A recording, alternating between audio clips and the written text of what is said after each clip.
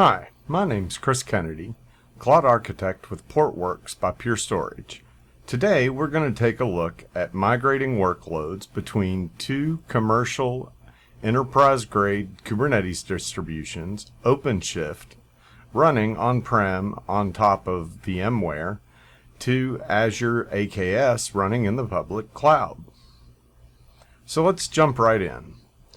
So we can take a look, and I've already logged into my Azure portal and created a new Kubernetes cluster, a new AKS cluster named OpenShift AKS Migration. And we can take a look at this and see that we have a couple of node pools. The namespaces are pretty straightforward because we really haven't deployed a whole lot here yet. Same with the workloads. However, you will note that I've already deployed Portworx. So this is going to be the target for our migration. We can also take a look at the OpenShift cluster, which is running in our Pure Storage lab in vCenter. And if I were to hop in here real quick, we can take a look at the actual vSphere interface. But I mean, ultimately, that's how the OpenShift is frequently deployed in data centers. So let's take a look at what it takes to be able to migrate these workloads. Inside the OpenShift cluster, I have two namespaces. One where I have deployed a Postgres database, and we've been using that to back an application. We're now ready to move this application into production, and I need to move this Postgres database to our Azure AKS cluster. Now, this presents a couple of challenges because we don't have a VPN connection into AKS. So what I need to do is actually go ahead and enable security on our AKS cluster. So if you take a look at our storage cluster,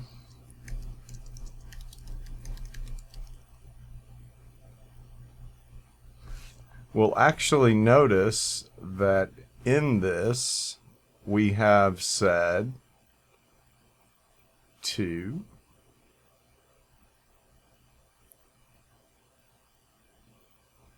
enable security, and we're using self-signed tokens based on a shared secret.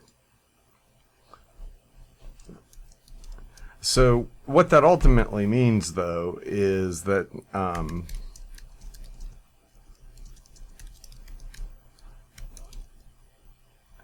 when I expose the Portworx service to a external load balancer, so now we have this public IP here, I cannot curl that port.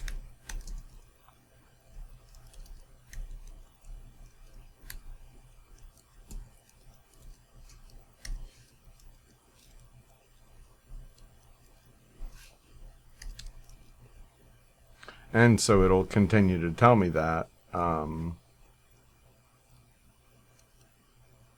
404 page not found. And I can try the other ports that are exposed there. I'm just going to get the same thing.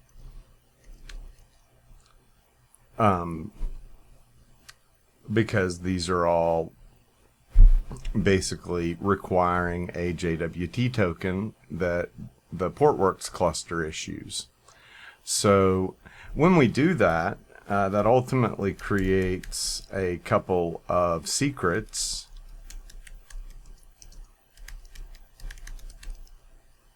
So we now have PX admin token, which you will need to use the PXYCutl utility. We also have PX system secrets and the PX user token. And the PX user token can be used to create storage classes such as the default storage class. So if we take a look,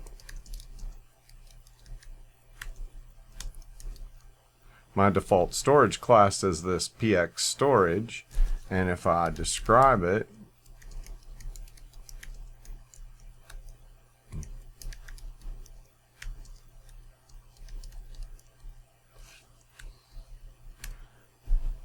we'll see that it has these open storage auth secret and the namespace where that secret's located.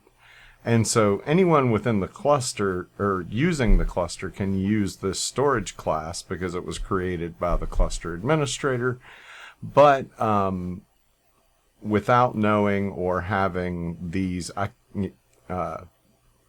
tokens called out, I can't create new storage classes. So it does give some control, and ultimately this does form the basis for multi-tenancy or being able to segregate users to namespaces and such. But I mainly wanted to do it because I wanted to migrate this workload from an on-prem cluster, across the cloud, into Portworx on AKS. So now, like I showed you, you can't access that load balanced exposed port without having the proper JWT token. Now, on the other side, we have our OpenShift cluster, which is in my remote desktop. And in here, I have created a namespace called Migrations. And although we don't see anything here, I've also created this same namespace in my Azure cluster, which is over in the right terminal. And so I can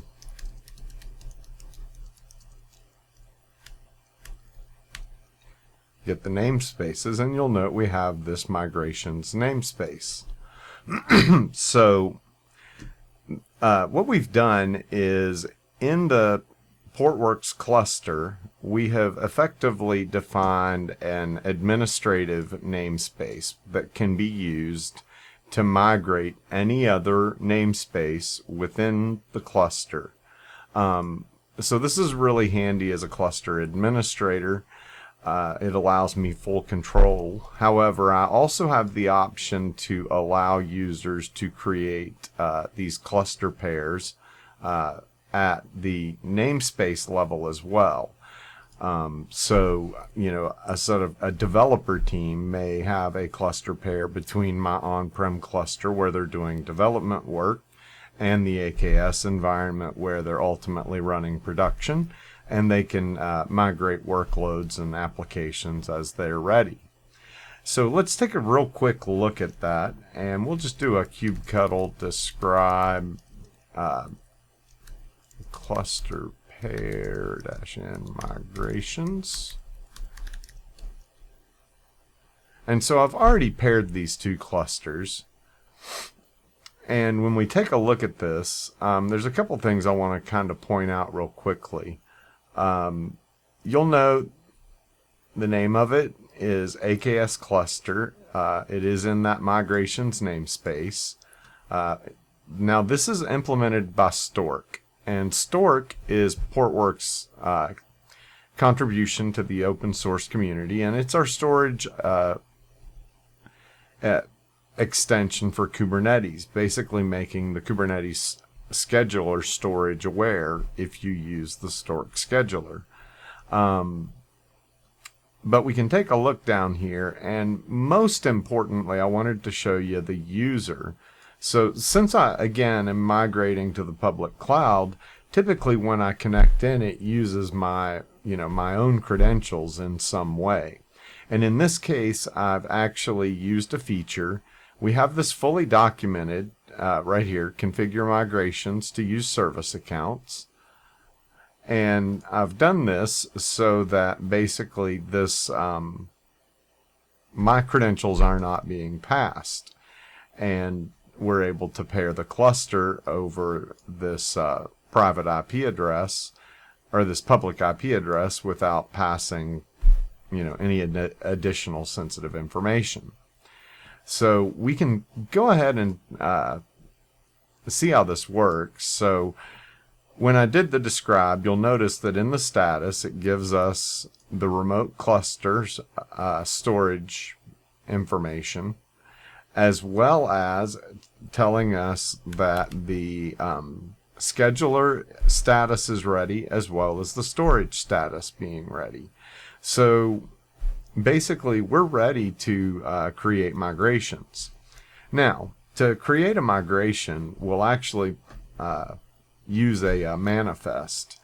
And so if we take a look at a migration manifest that I have already prepared, this is simply calling the Stork API of kind migration, and then we're simply giving it a namespace that we want to migrate. We're telling it what cluster pair to use, that we want our resources, our volumes, and in this case, since we're migrating the application, we want it to go ahead and start the application up and go ahead and clean up after itself. And so what this delete purged resources will do is clean up the snapshots that were used for the migration process. So if I were moving this into production, then it's as simple as applying that manifest.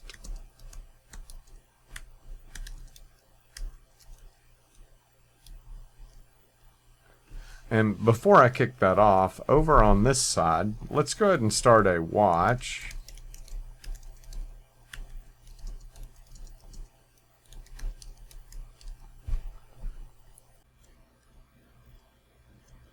Okay, so we'll go ahead and kick off the migration for Postgres, and we'll see that that's been created. Now we can describe that migration, and we'll see that the process has already started. Looks like right now we're moving volumes. And so the way this works when we're going to a cloud provider is we actually will snapshot this up to Azure Blob, transferring it over SSL, and then this cluster will be sent instructions by Stork to pull that out of Azure Blob and restore it into the Postgres namespace. So the entire process of this migration, we're encrypting that data into the blob, into the Azure Blob store, and then out to the cluster. And we can see the restore is already in process.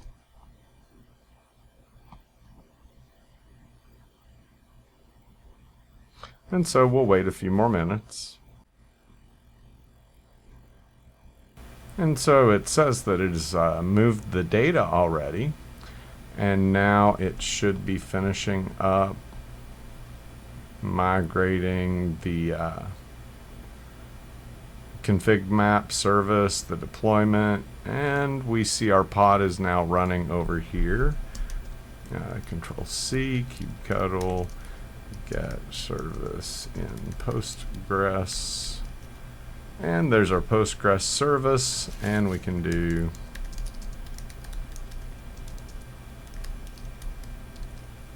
and we have an active endpoint. So now that we've seen we're able to migrate our database service over and have that service come up on the other side, we would go ahead and continue checking it out, make sure everything's ready. And once we know that we're good there, then we can come into our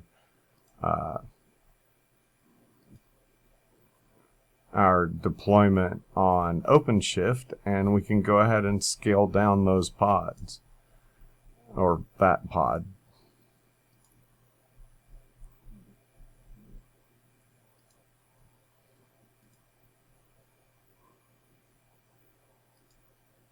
No, it's going to be under the deployments. We can go to the deployment, and we can scale that down to 0. And so that'll go ahead and take Postgres out of service in this OpenShift cluster. And if I go back to my terminal windows, and this again is my my OpenShift cluster,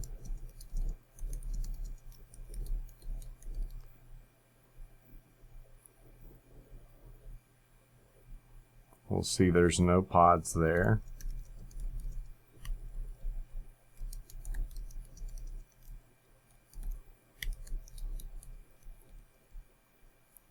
And the services have no endpoints or the pods to connect back to. So that's down, and it's now running over in AKS. So the really great thing about this is that we've done this without worrying about what distribution of Kubernetes we're on, what the underlying storage is, and this is all something that can be done using just Portworx Enterprise. Now, using this migration technique, we can create migration schedules, and if you need to create disaster recovery or business continuity, then we could actually extend this. And let's say that we had a, we're running GitLab in our company.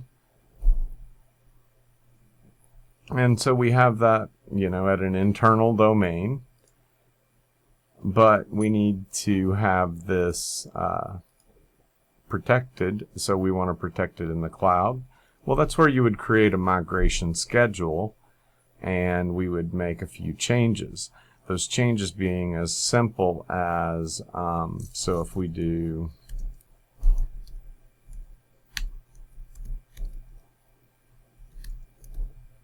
so if we look at the GitLab migration, we would actually change this to a kind migration schedule, and we would attach a schedule policy, and instead of having it start the applications, we would tell it not to.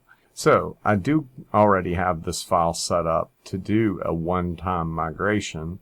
So we'll go ahead and deploy this, migrate this application as well, and we can see that it'll be made available in AKS after that's complete.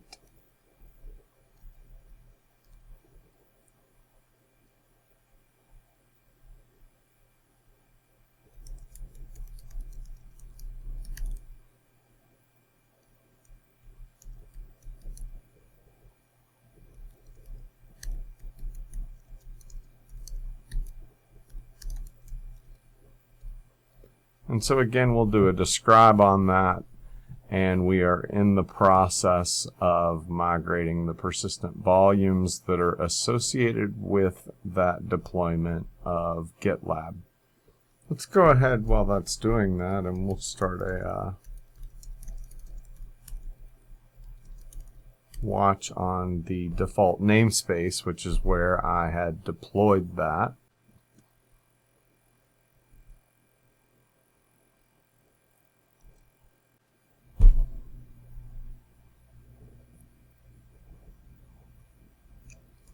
We're watching,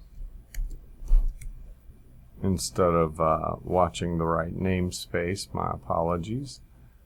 We can see that our migration completed and that our pods are initializing.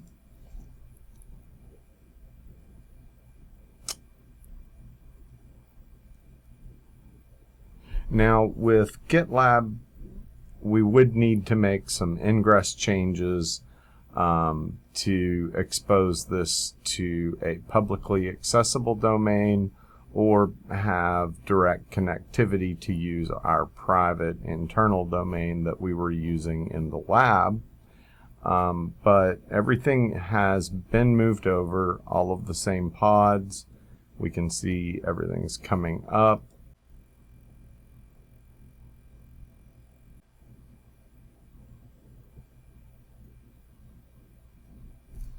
And let's see if we have a public IP yet for the ingress controller. We do. So I can take that IP. So I could then take that IP and create public DNS records that point back to GitLab the domain that I want to use, and be able to access my GitLab in AWS. And we can use the kubectl get all feature, and you'll see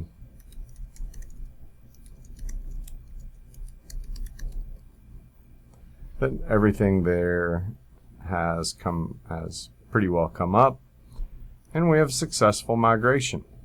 So by being able to create cluster pairs, Portworx enables your data to be just as portable as the applications, and enables you as an administrator or your developers as teams to be able to move the applications between clusters, between clouds, or even between on-prem and the public cloud.